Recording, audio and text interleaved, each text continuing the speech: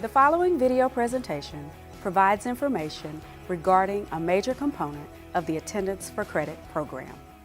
Our campus was rated a Tier 3 campus, and I'm here to talk about how documentation was the lever we realized we needed to pull in order to move to Tier 1 in one semester. So we broke down documentation into 4 sections. The first section that we're going to talk about is the exemplars. Posters were made of each of the principal plan documents, and each poster was a visual component and a reminder of what needed to be completed before submission.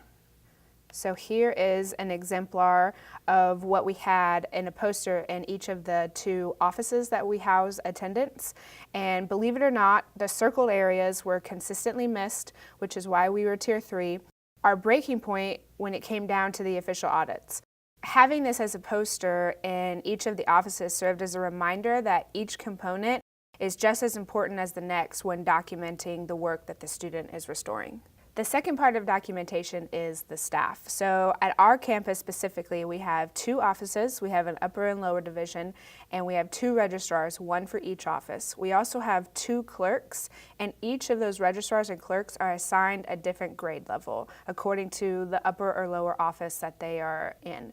Each of the registrars and clerk are over a grade level, like I said, and really take ownership of that grade level. They keep their binders organized, they make relationships with students and the parents, and they really hold the students and teachers accountable to what is due for each individual student.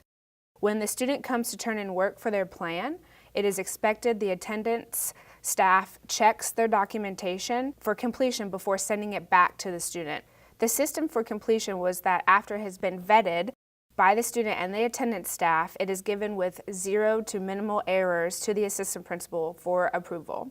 The AP goes through each student's plan and after submission signs the corresponding pages. If something is missing, the AP notes what is needed on a sticky note and it's given back to the attendance registrar or clerk.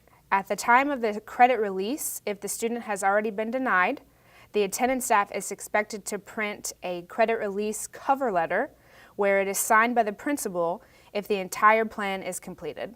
After the signature, the page is copied by the attendants and given to data for the credit release as well as the counselor for documentation. The third part of documentation were our audits. We executed 2 self-audits a semester.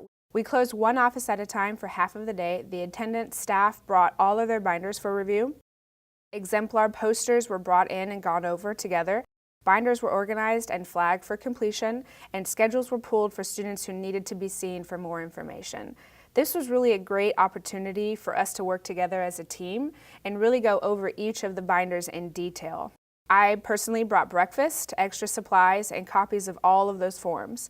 Anything that was incomplete was pulled, flagged, and schedules were printed, and it was sorted into piles of highest priority. And the highest priority included if the student still needed parent signatures, they would be called down that same day. This is where we marked student in progress on the paper. The last part of documentation was the petitions. Original petitions of the students were kept in a separate binder organized by the AP. The attendance committee met and recorded decisions in a Google tracking form, and the AP would sign petitions and give attendants the copies for the binders.